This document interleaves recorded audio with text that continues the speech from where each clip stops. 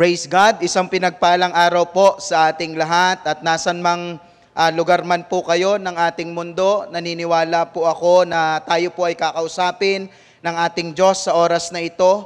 At naniniwala po tayo na hindi kayang limitahan si Lord ang time, even ng distance, because He is omnipresence God. Isa sa attribute ng ating Panginoon, siya po ay Diyos na kung saan nasan ka man, ay nandun ang ating Panginoon. So stay tuned and focus dahil ngayong oras na ito, di lang tayo po mababago, hindi lang tayo may inform.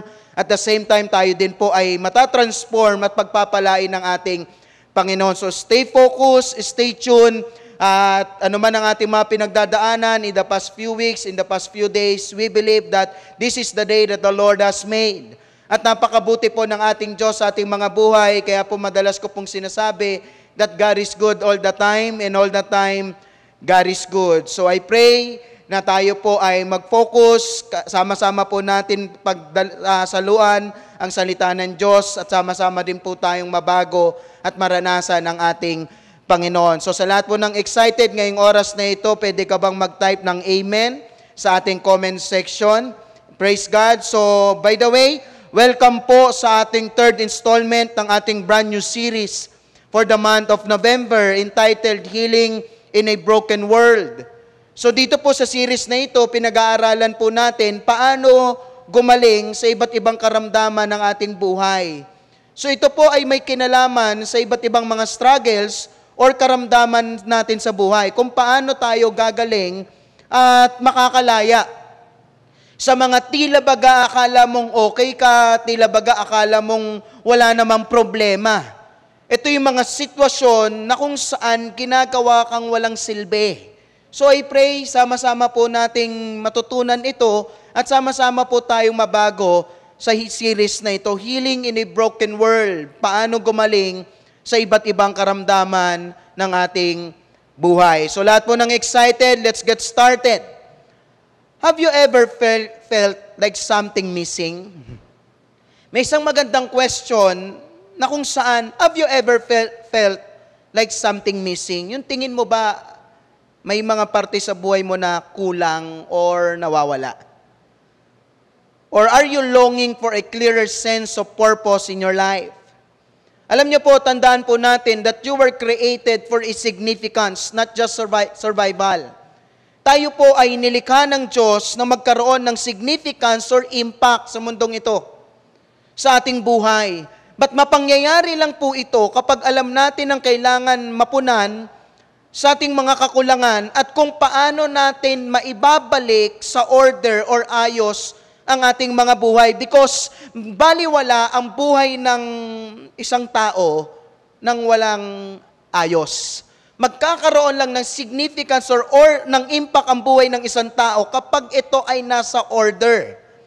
Dahil ang buhay na malabo at walang malinaw na direksyon or purpose, ang tawag po doon is out of order. Ang buhay na malabo, walang malinaw na direksyon, hindi mo alam yung purpose mo. That's why, di ba, sabi nga ng isang author, maaabuso mo ang isang buhay kapag hindi mo alam ano yung purpose mo.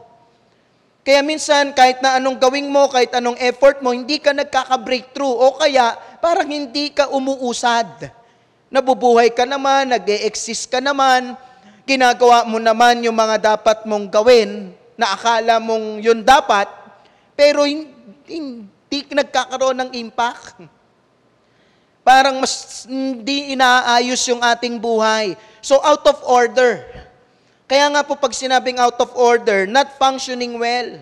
Hindi siya nagpa-function ng tama, ng maayos, not operating properly or at all. So maaari din itong mangyari sa buhay po ng isang tao na kung saan kapag ito po ay nagtuloy-tuloy, yung pamumuhay nating out of order, walang ayos, hindi makapag-function ng tama, hindi mo maggamit fully. Alam mo po yun, yung nabubuhay ka pero walang kabuhay-buhay ang buhay mo, may problema ka pero hindi mo alam paano susolusyonan ito, paano ka mag-ooperate ng tama sa buhay na ito, paano ka tatapos ng tama, paano mo aayusin ng tama yung mga bagay na magulo, out of order, not operating properly. At marami pong namumuhay ngayon yan sa mundo natin, hindi nakakapag-operate ng tama. Kaya kapag hindi natin ito naayos, may tendency matuluyan tayong masira at hindi nauusad sa buhay. Mas malaking kasiraan at kapahamakan kapag hindi natin ito nakita or na-overcome sa ating mga buhay.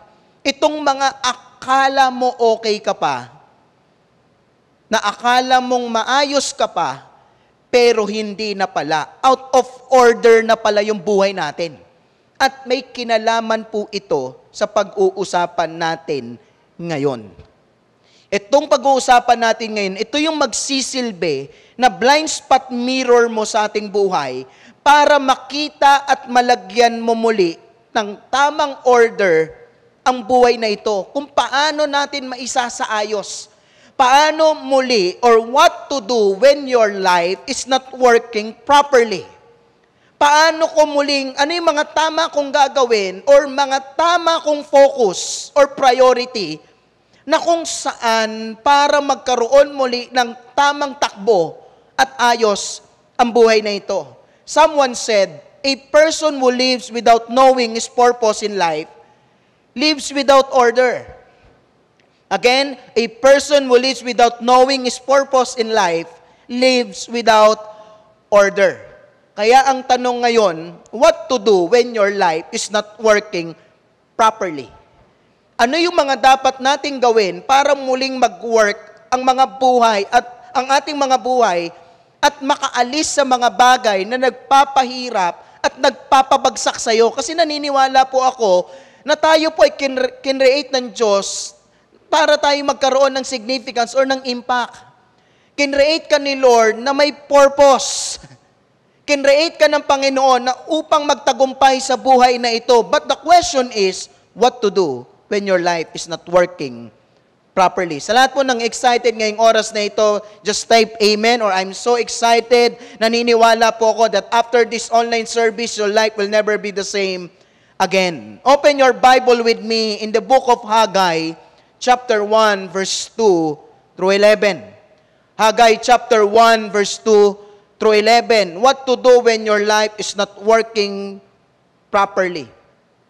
Itong pag-uusapan natin, ito yung magsisilbing mirror ng buhay mo para makita mo na out of order na pala ako. Ito yung magiging blueprint mo na kung saan, ito yung mga basic or dapat mong gawin para muling mag-operate properly at mag-work ang ating mga buhay. Verse 1 and following. Haggai chapter 1, verse 1 to 11. In the second year of King Darius, on the first day of the 6th month, the word of the Lord came through the prophet Haggai to Zerubbabel, son of Shealtiel, and governor of Judah, and to Joshua, son of Jozadak, the high priest. And this is what the Lord Almighty says. These people say, the time has not yet come to rebuild the Lord's house. Then the word of the Lord came through the prophet Haggai. Sinasabi ng mga tao sa Diyos or sa propetang ito o sabi ng Panginoon, sinasabi ng mga taong ito that these people say that that time has not yet come to rebuild the Lord's house. And then the word of the Lord came through the prophet Haggai, and it's a time for you yourself to be living in your paneled houses while this house remain a ruin. Verse 5, now this is what the Lord Almighty says, give careful thought to your ways. You have planted much but harvested little. You eat but never have enough. You drink but never have your fill. You put on clothes but are not warm. You earn wages only to put them in a purse with holes in it. And verse 7, this is what the Lord Almighty says, give careful thought to your ways. Go up into the mountains and bring down timber and build my house. And so, that I may take pleasure in it and be honored, says the Lord. You expected much, but see, it turned out to be little, what you brought home, it blow away. Why? Declares the Lord Almighty, because of my house, which remain a ruin, while each of you is busy with your own house. So, I pray na tayo po ay nakafocus ngayong oras na ito. Naniniwala po ako, kakusapin tayo ng ating Panginoon. And mamaya po, tuloy po natin yung mga ibang verses na ito sa ating mga points. By the way po, bigyan ko po muna kayo ng background about Book of Haggai. Ang Book of Haggai po, ito po ay muling pagre-rebuild for the second temple of God. Kasi nawasak ito nung una nung sila po ay nasakop ng Babylon. So ngayon, from exile, the first returnees made preliminary attempt to clear the debris and the lay foundation for the second temple. Kasi nga wasak ito Pero kaya lang, merong first returnees na kung saan from exile, kanila pong binibuild na yung temple unti-unti. Itong second temple na ito. Unti-unti, binibuild na nila ito. At may mga ilang kapitbahay sila na Samaritan na nag-offer ng tulong sa kanila. Pero hindi sila nagpatulong. Their Samaritan neighbors offered to join in the work. But the Jews refused them. Hindi sila nagpatulong. Nirefuse nila yung offer na tulungan sila ng mga Samaritan. That Samaritans in turn threatened the workers and sent men to Persia to campaign against the Jews. At nangyari is bringing to the work to do discontinue. Hindi natuloy yung pagbibuild ng temple dahil nga sa pagpe-persecute at dahil sa mga Samaritan na ito. Pinipigilan nila yung pagre-rebuild ng temple. Kaya nga, di ba, in the New Testament, isa sa kadahilanan, bakit galit na galit ang mga Hudyo sa mga Samaritan? Because of this. Sila kasi ang dahilan kung bakit na discontinue yung kanilang unfinished business or work. Dahil sa kanila, hindi napatuloy yung pagtatayo ng building or ng temple of God, by the way. And as years passed by, slowly but surely, Jerusalem came to life again. Dahil nasanay na lang silang namuhay na sira at wasak yung temple of God, nagbalikan na sila sa kanilang tahanan, unti-unti nabuhay muli ang Jerusalem sa normal na pamumuhay nila. Natayo nila muli yung kanilang tahanan, stores open, may mga business and commerce established, fields planted, crops harvested, and life began to resemble normalcy. So ibig sabihin, nabalik nila yung ganda ng kanilang tahanan. Nakapagtayo sila ng mga stores, nakapagtanim sila, nakapag-build ulit sila ng kanilang mga business.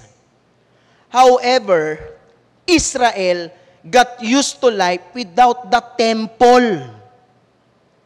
Kasi nakasanayan na lang nila. But however, Israel got used to life without the temple. That the foundation were overgrown with weeds. They stood as a mute reminder of the Jewish failure to take care of God's house. Tinuloy-tuloy po nila yung kanilang pamumuhay na kung saan nakalimutan na nila yung para kay Lord. Tila baga na isang tabi nila yung nagpala at nagligtas sa kanila. Bumalik sila sa kanilang tirahan, pinaganda nila yung kanilang mga houses, nagbukas sila ng mga stores, nag-establish sila ng mga business and fields planted, crops harvested. And life began to resemble normalcy. Bumalik sa normal yung pamumuhay nila.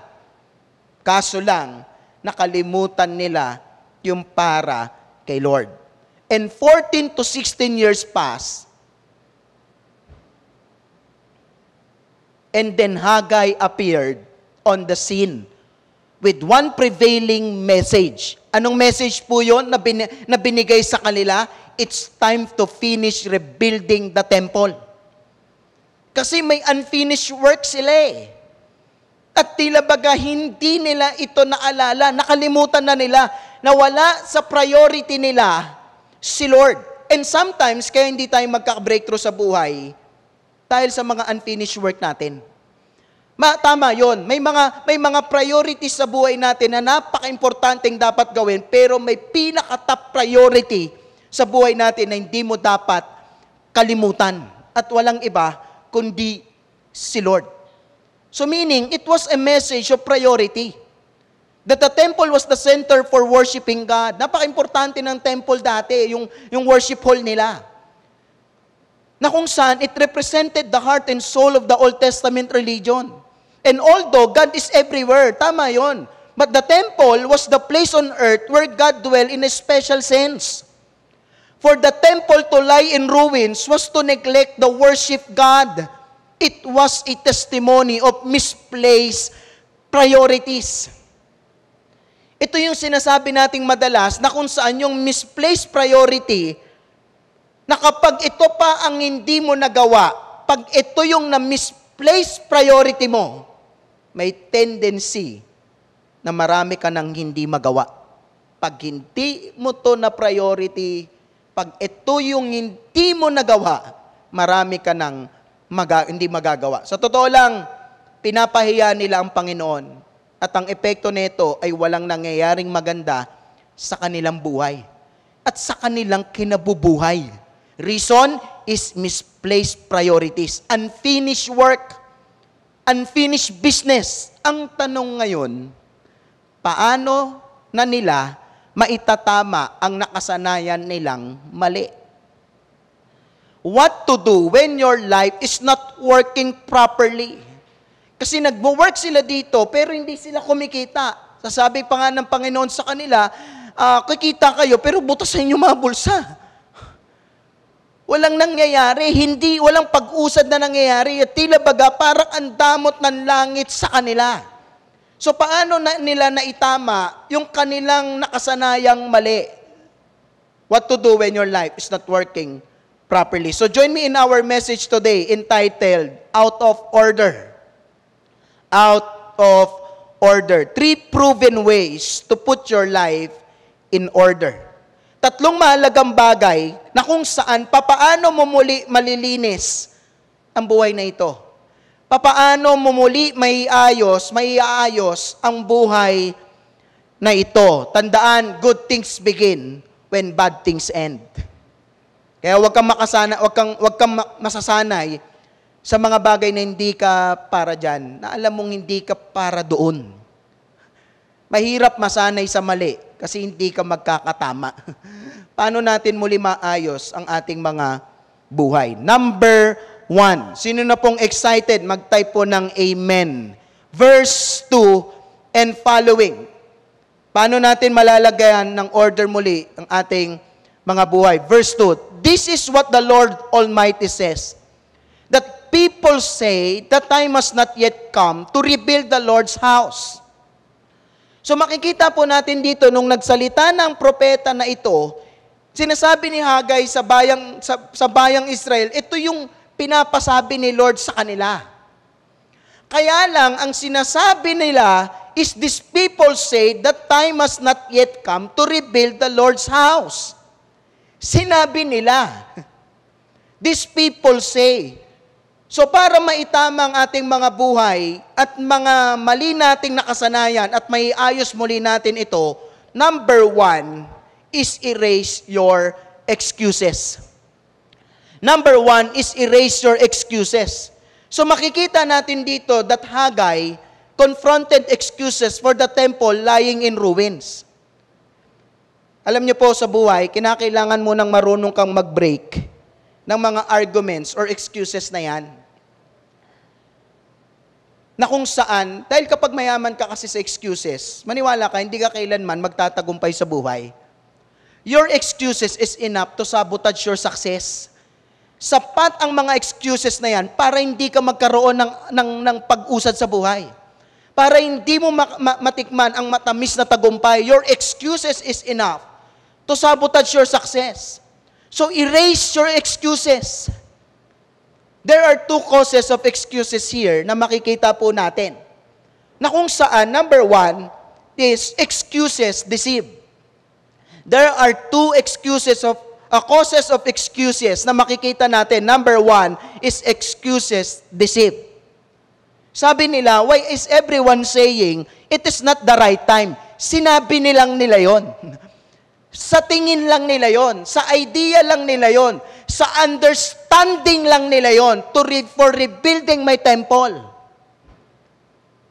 So makikita natin dito, akala nila ay tama pa ang dahilan nila. At tama pa yung ginagawa nila. Lagi po nating tatandaan that excuses are not always intentional. That sometimes it's deceptional. Kasi nga nakasanayan na nilang hindi unahin at ayusin yung para kay Lord eh. Nakasanayan na nilang nabubuhay nang walang worship hall. Hindi na sila sumasamba. Nakasanayan na nila na walang pagsamba sa buhay. Busy na sila sa kanilang tahanan, sa pagpapaganda ng buhay, sa paghahanap buhay, sa pagtatanim. Naging busy sila doon. Ito na yung sinabi na nila that these people say, the time is not yet to come to rebuild the Lord's house. Deceive sila dito eh. Kasi una pa lang, kaya sila bumalik, ang intention nila, i-build yung house. But because of wrong priorities, para sa kanila, hindi pa oras. Deceive sila dito. Kaso lang, sinabi lang nila yon. Pero hindi sinabi ni Lord. Ang sinasabi nila, hindi pa oras. Hindi pa time. Ang deception kasi, yung akala mong yun na, hindi naman pala. Yung akala mong hindi pa oras, oras na pala. Yung akala mong hindi pa, yun na pala. Kaya napaka-importante ng salita ng Diyos sa buhay natin. Because the Word of God, sabi rito, meditate on it, then you will become prosperous and successful. Kaya para hindi ka maloko ng mundo, o hindi ka mabokya, or yung tinatawag na para hindi ka matanso or maonsehan sa buhay mo, napaka-importante ng salita ng Diyos. Because the Word of God will set you free. Kaya kapag gusto mo ng katotohanan at hindi ka maloko basta-basta, hindi ka na-deceive, go back to the Word of God. Dahil ang Word of God maglilid to into all truth. And you will know the truth, and the truth will set you free. Kaya hindi totoo yung sinabi nila. Pag sinabi lang ng taong hindi mo kaya, kapatid, hindi totoo yun. Pag sinabi ng tao na wala kang kakayahan, hindi totoo yun dahil binigyan ka ni Lord ng ability to produce wealth.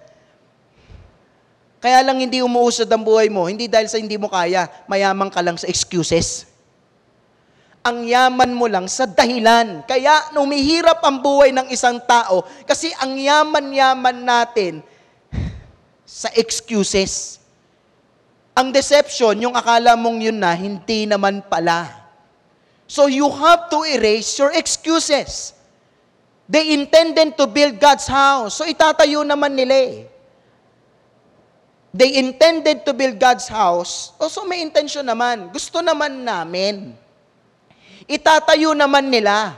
But if you were to ask them about it, they would probably say, wala namang problema. Sino po rito na nakarinig ka na ng mga ganyan? Or maybe isa na tayo sa mga ganito. Game ako dyan, para kay Lord dyan eh. Basta para kay Lord, gagawin ko ang lahat.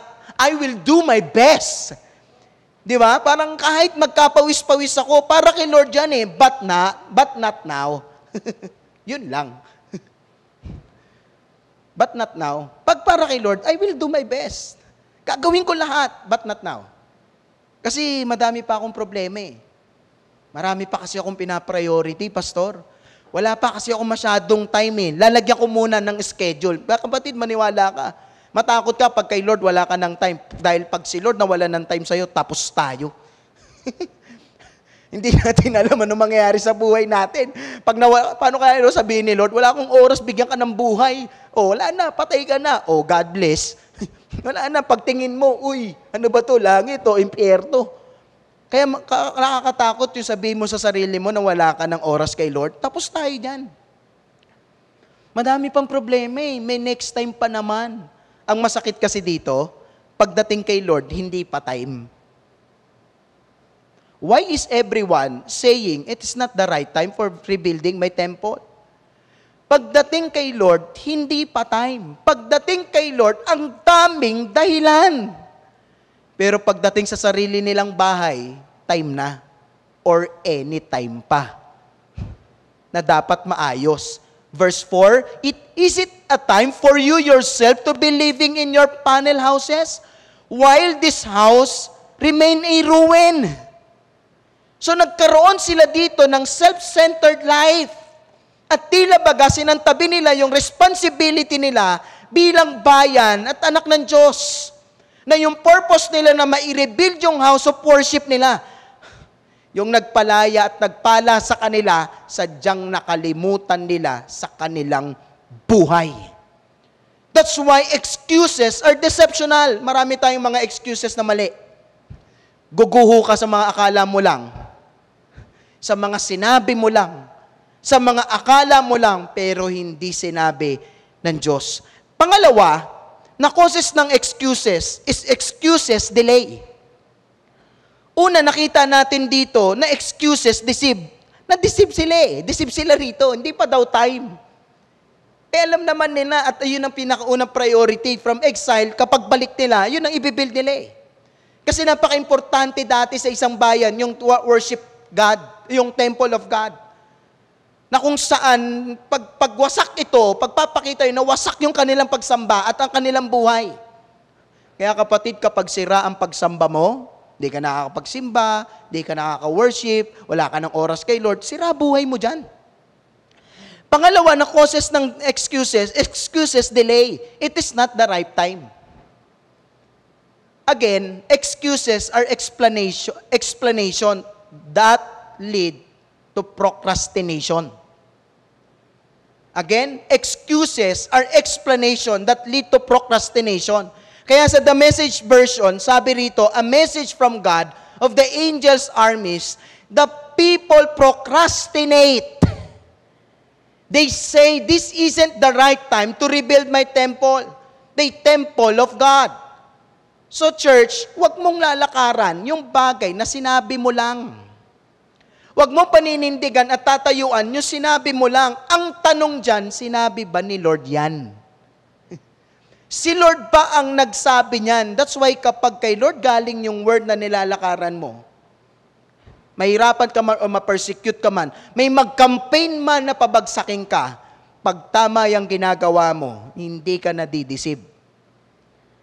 Sa The Message version, sinabi dito that the people procrastinate. Nagpo-procrastinate sila. Pagdating sa temple of God, hindi pa naman time. Nagkakos of delay. Alam mo yun, yung importanteng dapat gawin, pero para sa'yo, hindi pa oras. Hindi pa naman oras para magbago. Tsaka na kapag enjoy ko muna yung buhay, tapos ka dyan. The people procrastinate. Procrastination, yung alam yung kanyang gagawin pero hindi agad or hindi ginagawa. Alam nyo po, meron silang dahilan para hindi magpatuloy. Ang dami nilang dahilan. Mayaman sila sa dahilan. It is not the right time. But listen to this very carefully. Meron silang dahilan pero walang kailan. Makikita natin dito na meron silang dahilan pero wala silang kailan. Yan ang problema ngayon sa maraming tao. Ang dami nating dahilan para hindi natin gawin yung mga dapat nating gawin. Pero walang kailan kung kailan mo dapat gagawin. Nakakita na kayo ng ganyan? Ang daming dahilan. Hindi maubos-ubos yung excuses. Ay, hindi kasi ako makapagbayad ng utang ko. Imagine mo, ang daming dahilan para hindi magbayad ng utang, pero walang kailan kung kailan babayaran. Ay, hindi pa kasi ako makapag-serve kay Lord eh. Alam mo yun, kasi ang daming kailangan i-priority, ang daming pang dapat unahin, pero walang kailan kung kailan mag-serve kay Lord. So the people procrastinate. And it is a reason that doesn't lead to a solution. Ito po ay isang dahilan na hindi humahantong ng isang solusyon. Kaya nga po someone said, excuses is when now becomes not yet. Yung when now becomes not yet. Ang mga dahilan ay kapag ang ngayon ay nagiging hindi pa. Kailan mo pa sisimulan yung mga tama mo sa tama? Kailan mo pa sisimulan yung mga tama sa iyong buhay? Kailan mo pa sisimulan na maglumapit sa Panginoon? So tandaan, maraming nagpaplano pero hindi naman ginagawa. That's why if you want to put your life in order, admit your responsibility. Kung may responsibilidad ka sa iba, may responsibilidad ka rin kay Lord. Kaya lang, madalas, nafo-focus tayo sa responsibility natin sa ating mga pamilya at sarili. Pero nakalimutan natin yung para kay Lord. Sa dulong-dulo naman, kapag nagkadilubyuhan or gulo-gulo, kay Lord din naman tayo lalapit sa pulot dulo. Tsaka na ako magsisimba kapag okay na buhay ko. Alam mo naman, si Lord ang aayos ng sitwasyon mo. Tsaka na ako magsisimba kapag okay na buhay ko, mali ka dyan. Dahil di magiging okay buhay mo hanggat hindi ka lumalapit sa Diyos at siya ang aayos sa'yo. Amen po ba? So meaning, procrastination kills many projects and before they even get off the ground, and whether you realize it or not, this is usually what stopped you getting organized in the past. So maraming mga proyektong hindi natutuloy or nangyayari because of excuses. Because of procrastination. So it is always easy to make excuses when you don't want to obey God. Minsan, mas madalas ang taong mag-excuse kaysa sumunod sa sinasabi ng Diyos.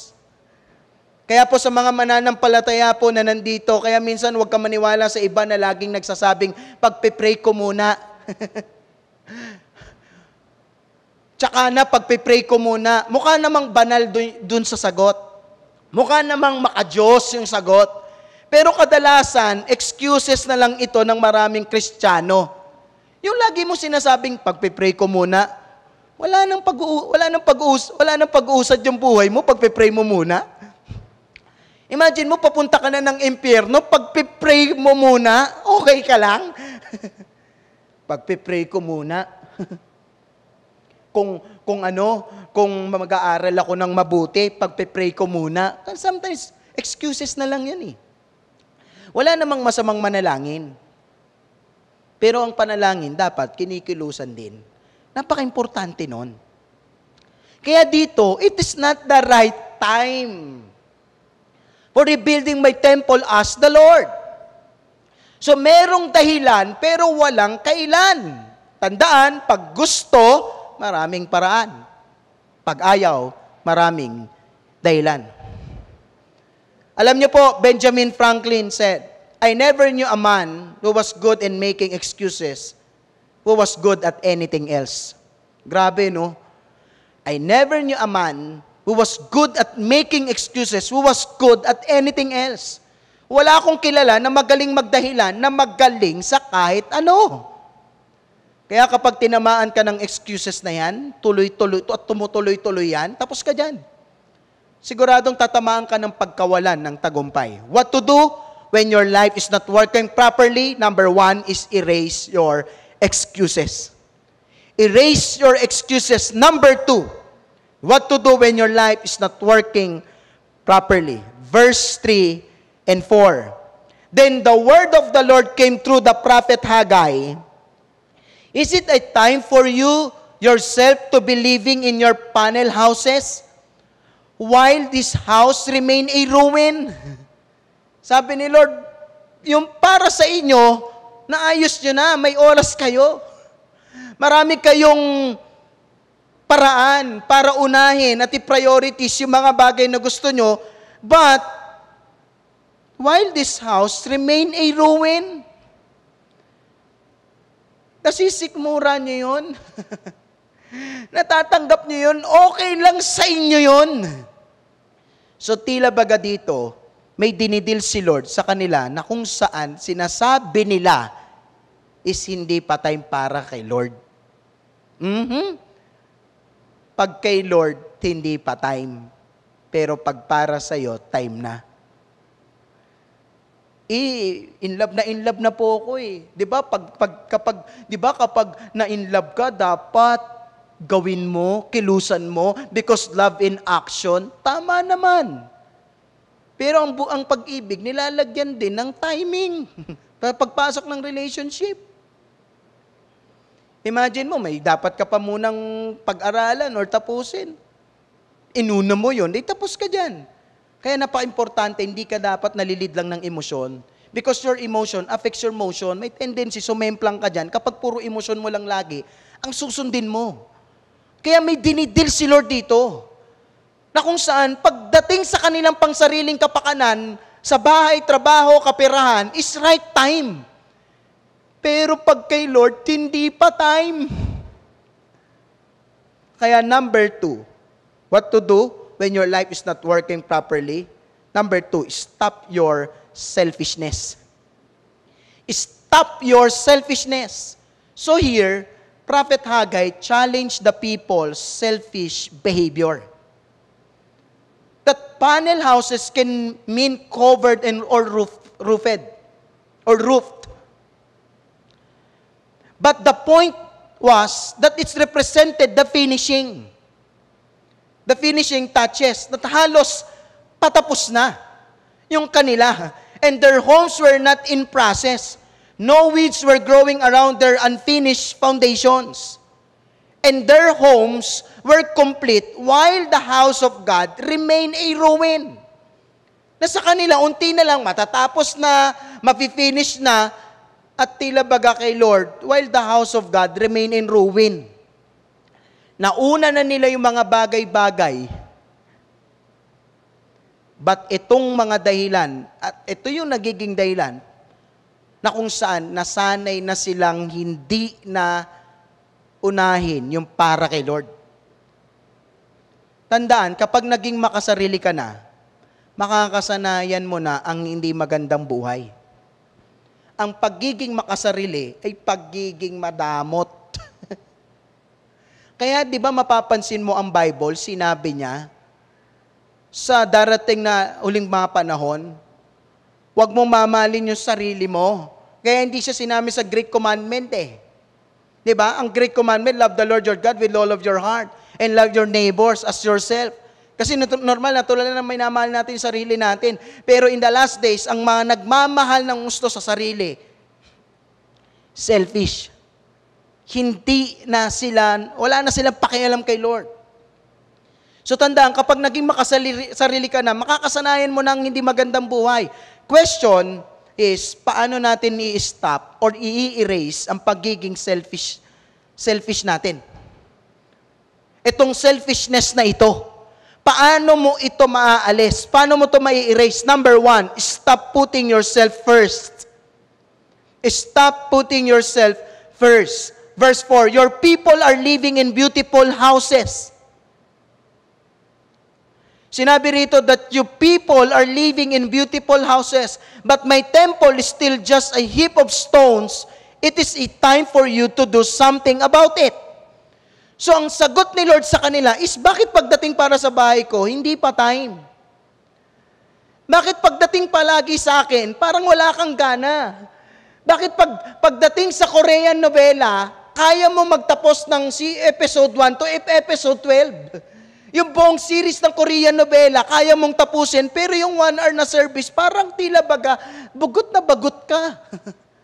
Wala kang focus, hindi ka nakikinig ng maayos, hindi ka nagre-receive ng Word of God. Pagdating sa akin, tamad na tamad kayo. But pagdating sa akin, wala kayong panggastos ng training mo for your spiritual growth. Pagdating sa mga trainings, pagdating sa mga pang-equip, pang-empower ng spiritual na buhay, pagdating ng training ng Ignite, 30 pesos na lang, di ka pa makapunta, pero kaya mong mag-load ng 50 to 100 pesos para sa ML mo. Pag kay Lord, walang time, pero pag sa iba, meron. Stop putting yourself first. Yun ang sagot nila. Pagdating sa gimikan, may time. Pero pagdating sa pagdalo ng simbahan, wala. Pagdating sa Shopee at Lazada, may budget, Pero pagdating kay Lord, laging wala. Pagdating sa jowa, gagawin ng lahat, pero pagdating kay Lord, maraming dahilan. Bakit sa panonood mo ng series, ng K-drama, may time ka, pero pagdating sa gawain ko, hindi ka tumatagal. Kaya ito ang mag-aalis ng selfishness natin sa buhay. Stop putting yourself first. Kaya sa The Message version, sinabi niya rito that you people are living in beautiful houses.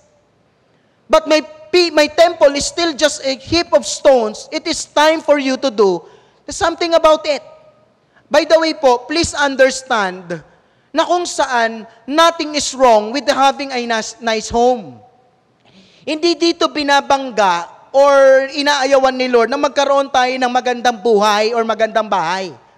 Hindi yun ang pinaparating dito. Nothing is wrong with having a nice home. This statement is not an attack on riches or big houses.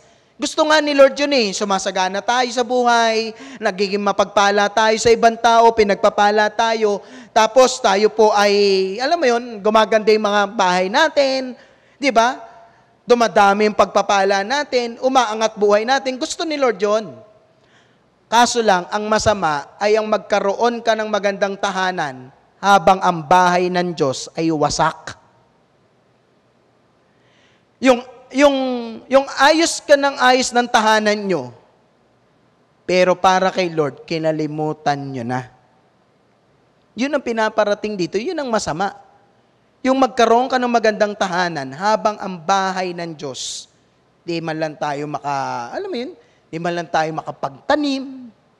Pagdating kay Lord, pagdating sa house of God, pagagandahin, aayusin, sasabihin, o minsan sinasabi ng iba, ano ba yan? Dadalhin pa yung pera dyan Ano ba yan? Para saan ba yan?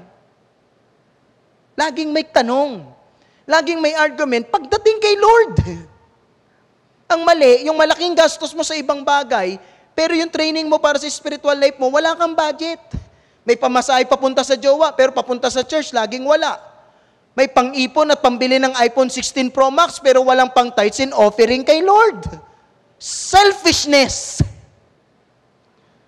Ang mali ay gugulin yung kanyang oras or ng isang tao sa mga makasarili niyang gawain habang ang mga bagay ng Diyos ay hindi niya ginagawa. So it is easy to drift away from God's agenda to our own. It is easy to pursue selfish desires while ignoring God's. Sa katunayan, ito ang default mode ng ating buhay. Kung hindi natin iisipin kung paano tayo nabubuhay, natural na mabubuhay tayo para sa ating mga sarili.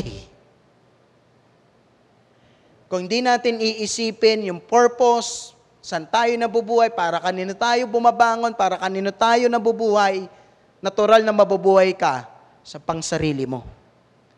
Ang baluktot na ating mga puso ay palaging patungo sa pagiging makasarili.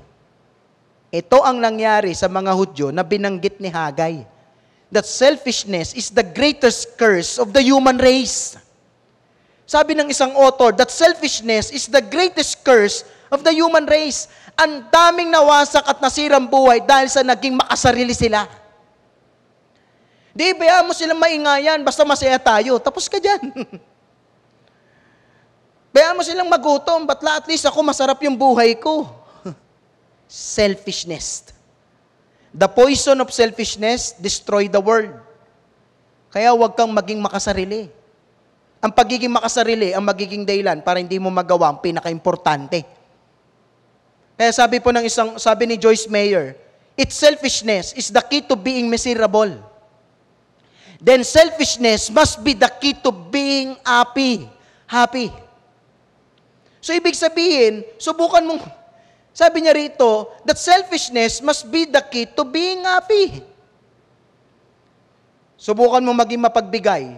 Subukan mo maging generous. Subukan mo mamahagi sa iba. Maniwala ka, magiging masaya buhay mo. Diba? Nagiging pagpapala ka, nakakatulong ka. So stop putting yourself first. Kaya kung mapapansin mo, pagdating sa Great Commandment, hindi inutos na mahalin mo sarili mo. Kasi natural na sa atin ito eh. Ang utos sa atin is mahalin natin una si Lord at ang ibang tao. Kaya paano na lang kung naging selfish si Lord sa buhay natin? Paano na lang kung maging makasarili ang Diyos? Buti na lang, wala sa plano ni Lord na sarilinin yung pagpapala at buksang kalangitan. Kaya namatay ang Panginoong Hesus para sa atin kasi gusto niya idamay ka. Gusto ng Panginoon na kasama ka sa maganda niyang plano. Kaya dalangin ko, isama mo si Lord sa buhay mo at sa mga plano mo. Pangalawa, sunod, para ma-erase mo or stop mo ang selfishness sa buhay, stop putting yourself first. Pangalawa, start putting God first. Start putting God first. Ibig sabihin lang nito is, pinaparating ng message ni Lord, unahin niyo ako.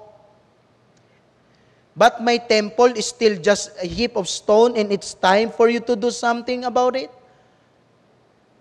So sinabi ni Lord, unahin niyo ako. Ako yung first. Ako yung over the top. Ako dapat yung top priority. Again, your priority will determine your destiny. Pag inuna mong kakahabol mo sa pera, pag naglaho yan, laho na rin buhay mo.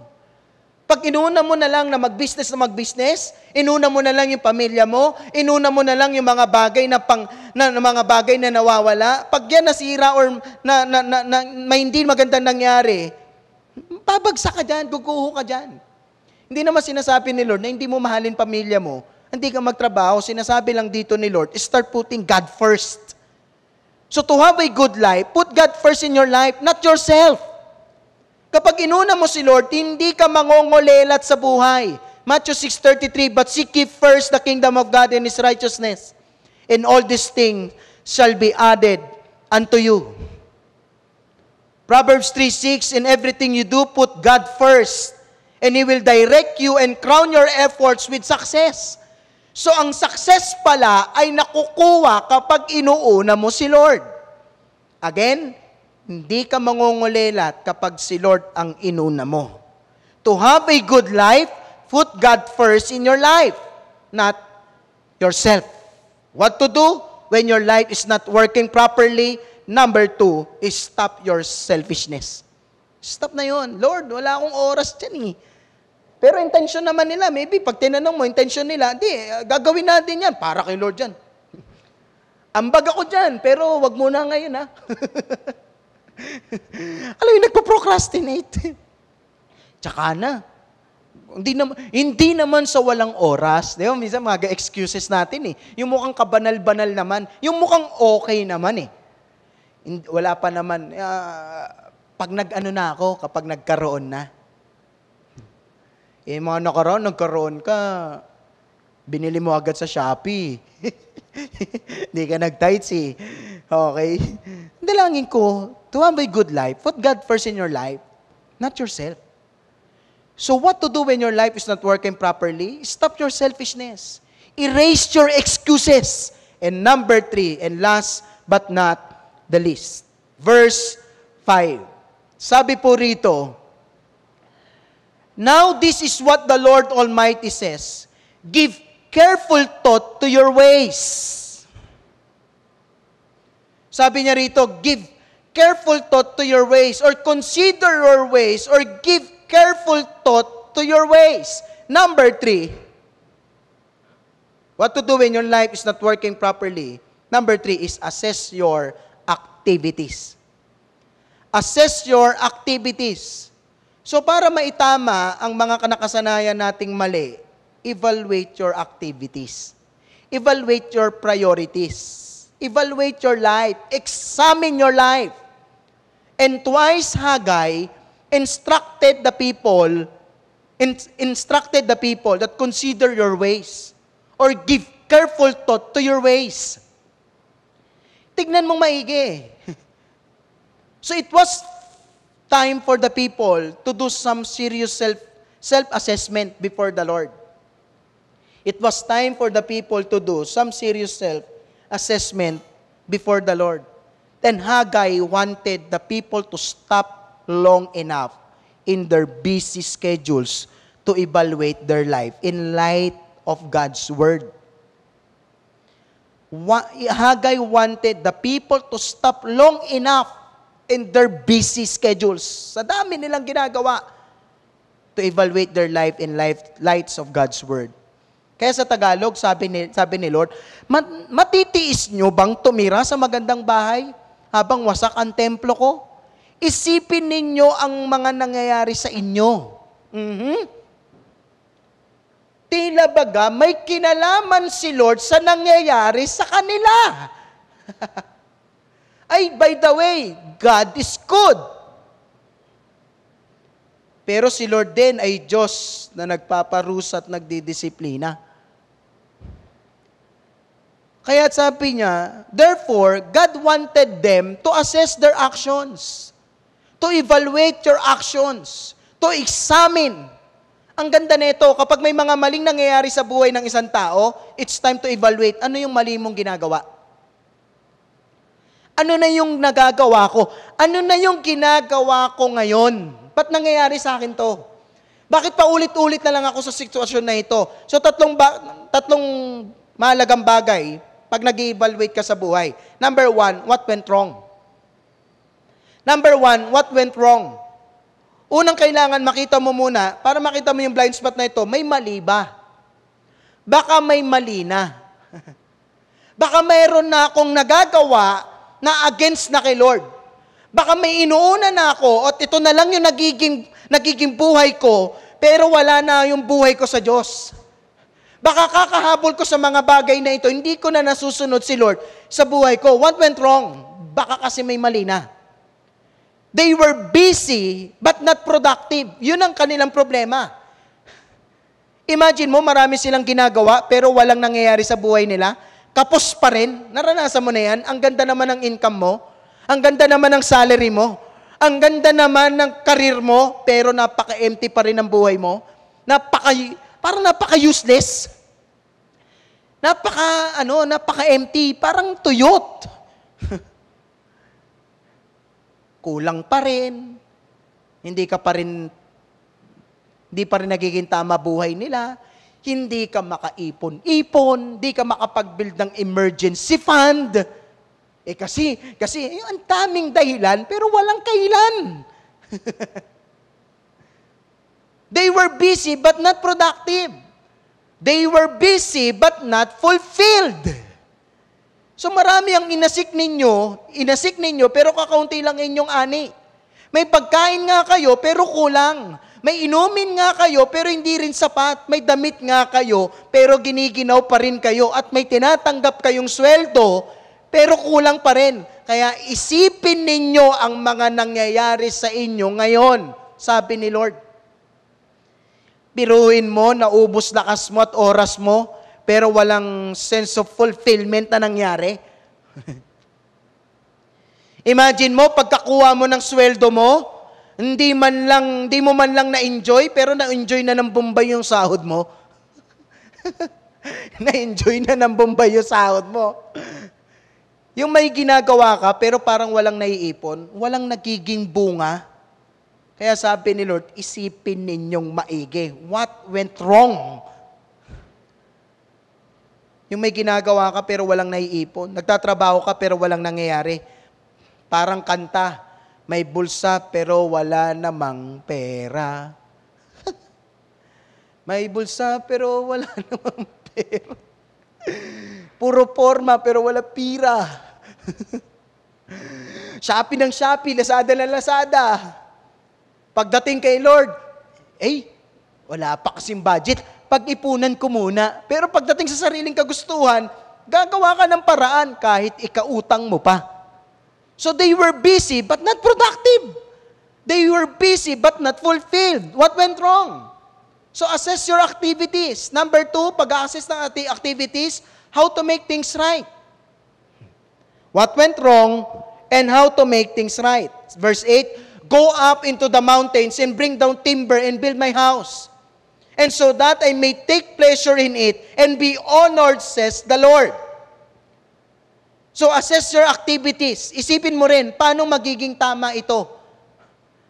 Pag nakita mo na yung mga problema, na-troubleshoot mo na, ano yung mga hindi tama mong ginagawa, kailangan may gawin ka na.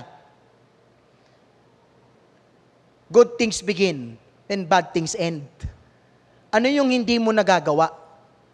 Ano yung dapat mong gawin? Paano mo ito maitatama? Paano natin malalaman, ito maganda, paano mo malalaman na sa tama ang buhay natin?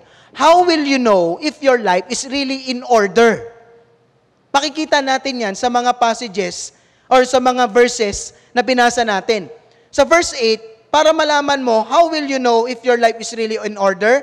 Una, sabi rito verse 8, go up into the mountains and bring down and timber and build my house. Go up into the mountains. So when God is prioritized, malalaman mong nasa tama na ang buhay natin or tama na ginagawa mo when God is prioritized. Nagiging tama na buhay natin kapag nagbibigay ka na ng oras at lakas kay Lord. Kapag nag-e-effort ka na, kapag may time ka na, kapag nagsiserve ka na. So may responsibility ka sa iba, tama yon. Hindi naman natin nine-neglect yon. Pero hindi mo dapat nakakalimutan yung responsibility mo sa Diyos. Hindi mo siya nakakalimutan at sinusunod mo siya when God is prioritized. Pangalawa, when God is glorified. Malalaman mong nasa order at tama na itong buhay natin when God is glorified. So that I may take pleasure in it and be honored, says the Lord. Kapag nag-glorify si Lord sa mga bagay na ginagawa mo at sa mga inuuna mo, yun ay nagiging tama na yung buhay natin. Kaya lagi mong iisipin, nakaka-glorify ba to kay Lord? Hindi ko ba maiisasantabi si Lord dito sa ginagawa ko? Dito ba sa mga priorities ko? Wait lang. Meron pa ba akong oras para kay Lord? Ito bang ginagawa ko ay makaka-glorify ba kay Lord o makakasira lang ng buhay ko? Pag tinuloy ko ba tong bagay na to? Kapag ba pinanindigan at pinaniwalaan ko to, wait lang, makaka-glorify ba kay Lord? Pag hindi, wag mo nang gawin. Pero kung para kay Lord at mag-glorify si Lord, gawin mo. Dahil ang paggawa ng tama sa Diyos ay pagsimula na magkaroon ng tama sa ating buhay. Ang pagkakaroon ng gawaing tama ay pagsisimula ng pagkakaroon ng tama sa ating buhay. Yung hindi ka magkakatama, kundi tama, maayos na. Kasi magkaka-order lang ito, buhay na ito, pag si Lord nang humawak sa buhay na yan. So malalaman mo, pag tama na yung buhay na yan, ginagawa natin, is when is glorified. Kaya nga sa verse 13, merong mga, kung saan sinabi niya rito, then Haggai, the Lord's messenger, delivered this message to the people. The Lord says, I am with you. So malalaman mo kapag tama na nangyayari sa buhay mo at ginagawa mo, when God bless us. Or when God bless you, dahil may pagpapala na ang Diyos kang nararanasan. So sa paggawa ng tama ay may pagpapala. Pero sa pagpapatuloy sa nakasanayang mali ay magkakatama ka. Kaya sabi niya, I am with you, may favor na, may blessing na. So palalaman mo tama yan na yan, when God bless us. Kaya napaka-importante nito, how to make things right. And last is clarify the why. Clarify the why. Assess your activities. Paano? How to make things right. Pangalawa, una, what went wrong. Pangalawa, how to make things right. Pangatlo, clarify the why. Kaya sinasabi ni Lord, isipin yung maigi. Bakit nyo nararanasan yan? Kasi importante, inulit ni Lord ng malinaw yung why. Bakit nangyayari ang lahat ng yan? Kasi may kadahilanan, may purpose ang lahat ng bagay na yan. Kaya maybe kapatid, kung bakit mo nararanasan yan, kasi may dahilan si Lord bakit mo nararanasan yan. May mga paalala, may mga pangungusap ang ating Panginoon. Kaya huwag kang rebuke ng problema. Assess your activities. Tingnan mo maigi, bakit ko ito nararanasan? Baka may mismanagement na ako.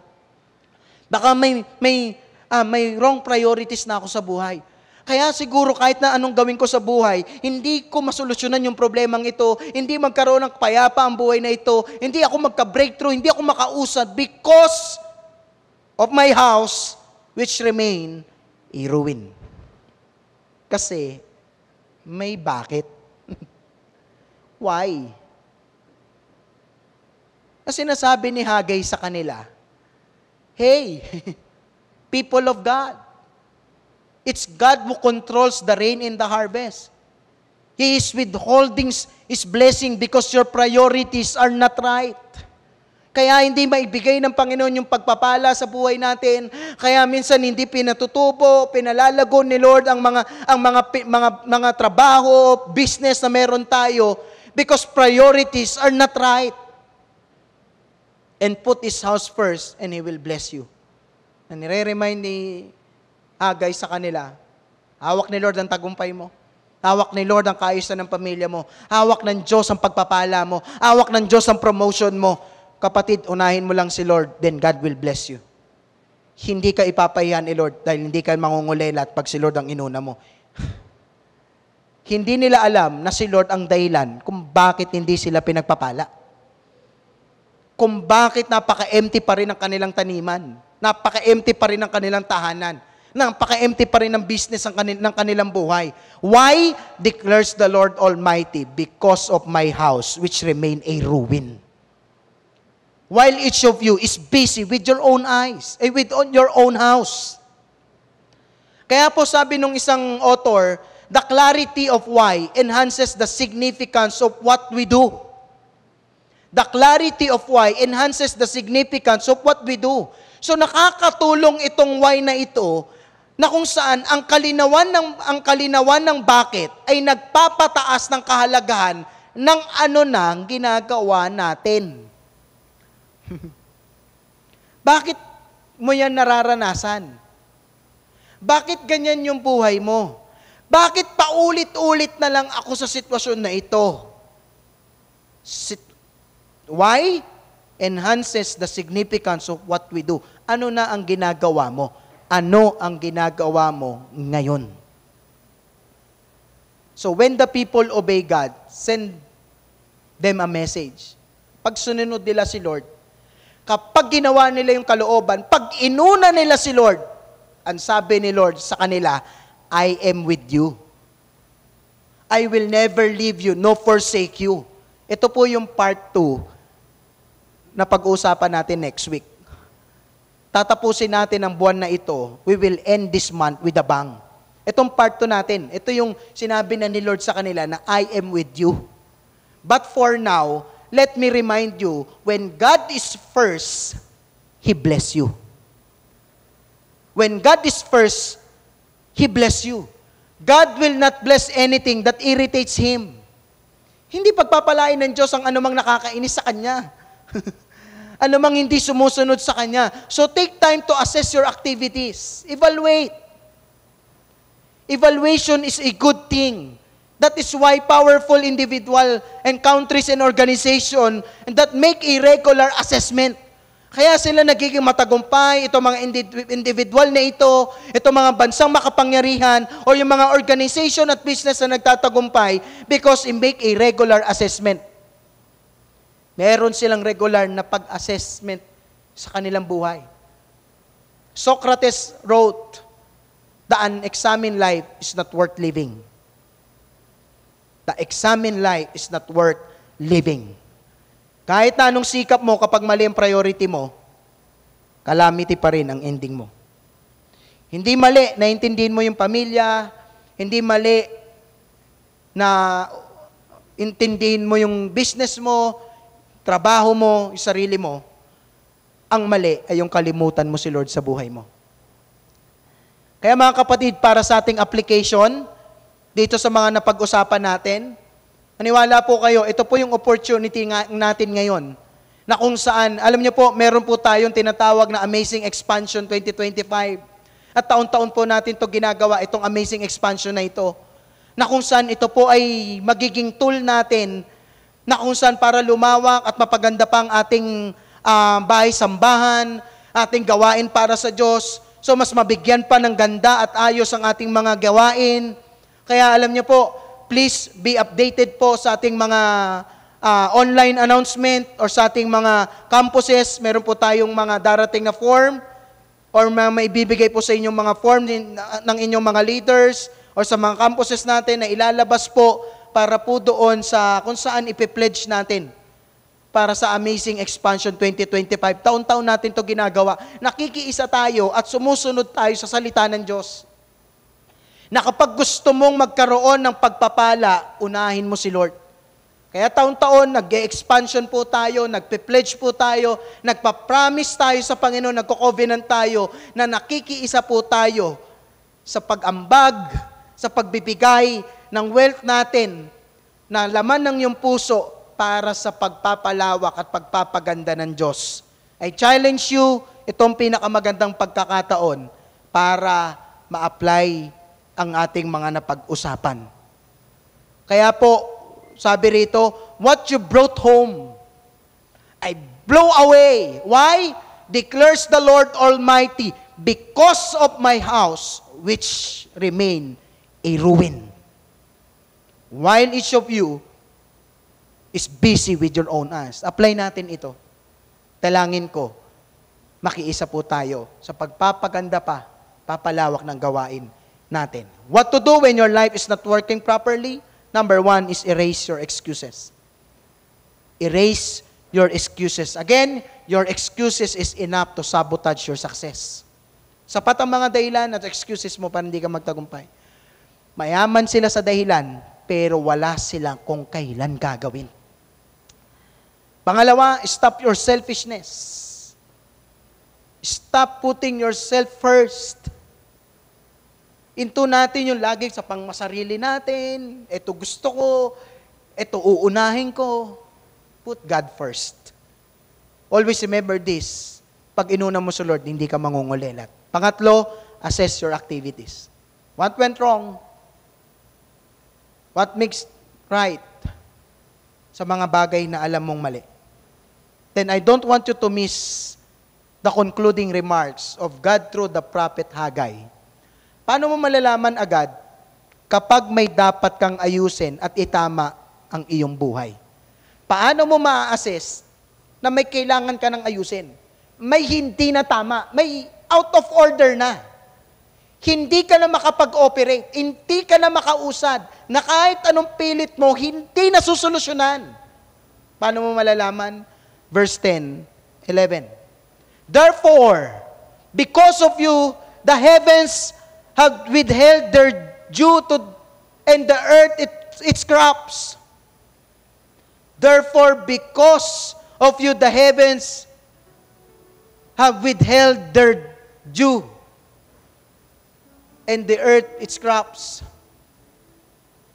I called for a drought on the fields and the mountains of the grain and the new wine and the olive oil and everything else the ground produces, and on people and livestock, and on all the labor of your hands. Drought on people and livestock, on all the labor of your hands. Again, sa passage na pinag-aralan po natin, hindi sinasabi ng Bible na kalimutan mo pamilya mo. Hindi sinasabi ng Bible na wag mong intindihin yung pamilya mo, pangangailangan mo. Kasi gusto nga ni Lord yun eh. Gusto nga ni Lord kumikita tayo, nagpo-produce tayo ng wealth. Gusto ni Lord pinagpapala tayo. Gusto ng Panginoon nag-ooperate tayo sa buhay. Gusto ni Lord sumasagana tayo. Gusto ng Panginoon na nagtatagumpay tayo because you are a masterpiece of God. You are created for a significance or impact. For a purpose. Kaya mahirap mamuhay sa nakasanayang mong mali kasi hindi ka magkakatama dyan.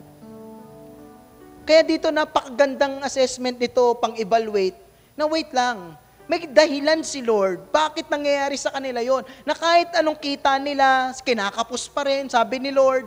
Kahit anong pagod nila, walang sense of fulfillment, walang progress, walang magandang record, walang magandang nangyayari. At sabi ni Lord, I called for a drought.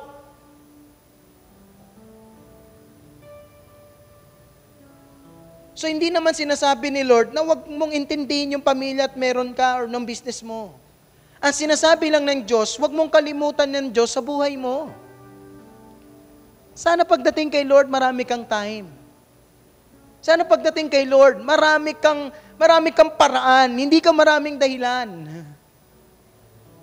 I pray sa taon na ito, na kung saan magsisimula tayo sa Amazing Expansion 2025 natin, I pray makiisa ka sa kung saan sa pagpapaganda ng gawain ng Panginoon, sali ka, sama ka. Because God will bless you abundantly. Maniwala ka, hindi si Lord nangangako nang napapako. So malalaman mong may dapat kang ayusin at itama. I called for a drought on the fields and the mountains. Malalaman mo pag hindi na tama, hindi na maayos, at kailangan maitama na, natutuyo ka na. Meron ka ng tagtuyot, taglagas, tagbagyo, na nararanasan sa iyong buhay. Church, put God first. Hindi ka niya ihuli. Hindi mo pagsisisihan na ibigay mo ang buhay mo sa Diyos. Assess your activities. Napaka-importante yung why. Kasi mag-enhance ito sa buhay natin na ano na yung ginagawa mo ngayon. Bakit ko to, Pastor, bakit ako nahihirapan? Ba't hindi ako makamove on?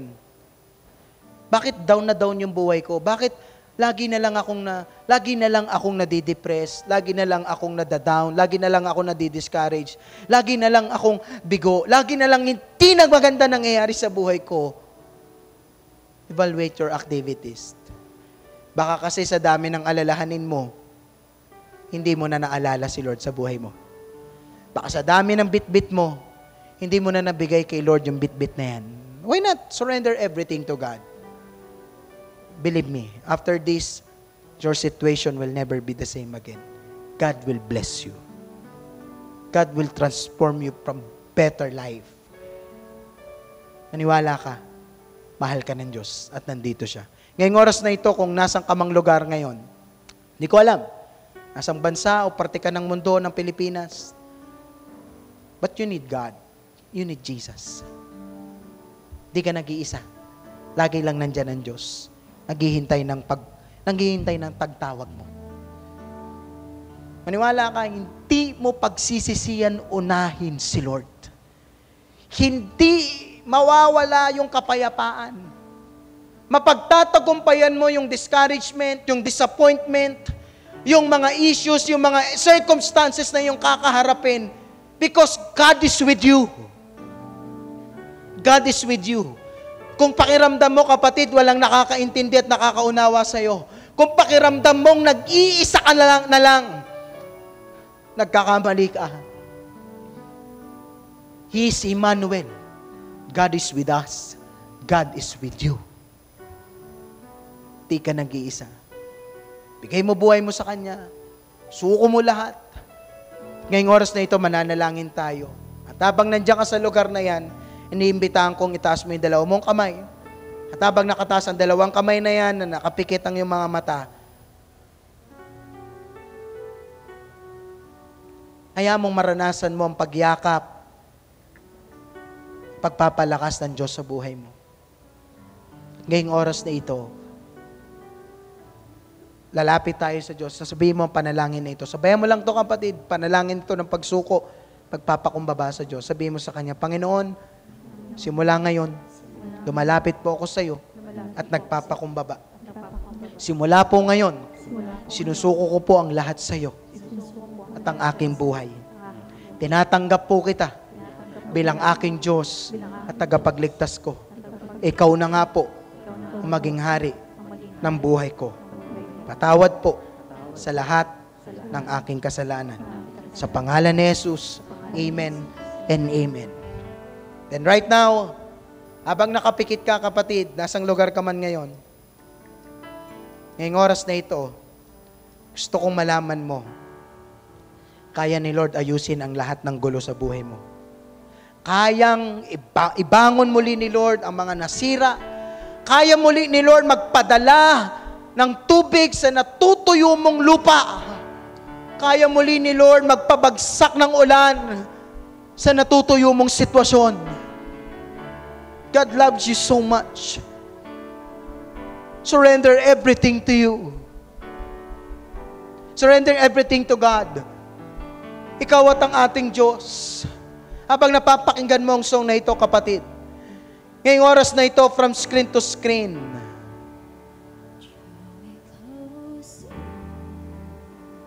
I declare healing sa iyong buhay, sa iyong mga trauma,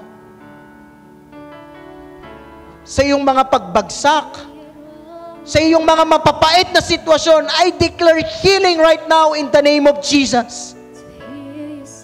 I declare new beginning, new day, new start, new life sa lahat ng mga nabigo, sa lahat ng mga na-discourage, sa lahat ng mga na-disappoint, sa lahat ng mga ayaw ng magpatuloy, sa mga ayaw ng tapusin ang mga nasimulan. Right now, I declare new opportunities. I declare new life. I declare new direction. Muli kang binibigyan ng Diyos ng pag-asa. Muli niya sinasabi na hindi ka nag-iisa dyan sa sitwasyon mong yan. And Jesus said, I will never leave you nor forsake you. I am with you to the end of the age. God is with you. God loves you so much. You need God. You need Jesus. Put God first.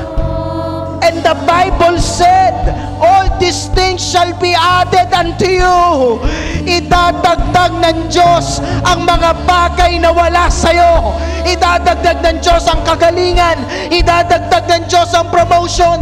Idadagdag ng Diyos ang restoration ng iyong pamilya. Idadagdag ng Diyos ang pag-angat at kayusan ng iyong buhay. Put God first. And you will never be disappointed. You will never be disappointed. Believing in God. Activate your faith. Raise up your hands. And declare this song right now. Ikaw at ang Diyos. Purihin mo si Lord sa anumang iyong kalagayan, sa anumang sitwasyon na iyong nararanasan.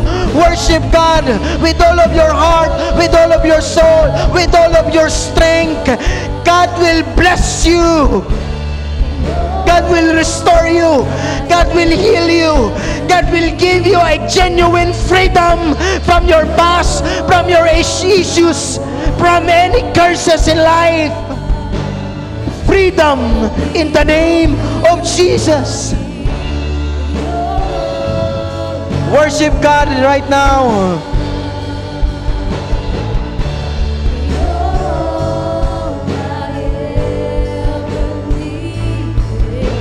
Hallelujah. Lord, ipuin mo. Hawakan mo po ang buhay ng bawat isa. Let's once again declare this song. You're all I want and you're all I ever needed.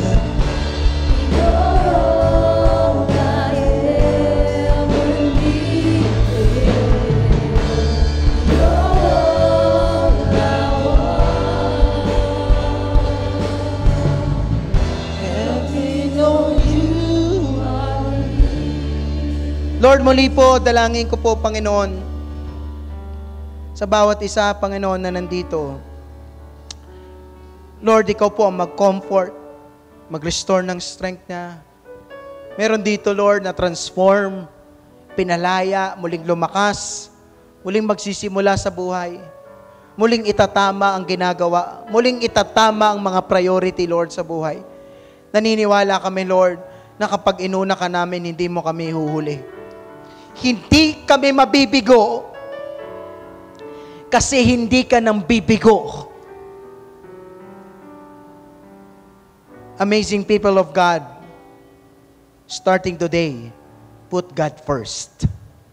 Unahin mo si Lord. Lord, salamat po sa buhay na binigay mo sa pagpapalang ito. Salamat, Panginoon. And right now, before we end this service, kapatid, receive this blessing that every time dinideclare ito, receive it.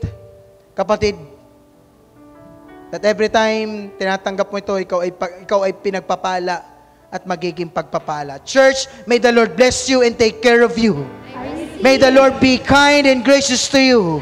And may the Lord look on you with favor and give you peace.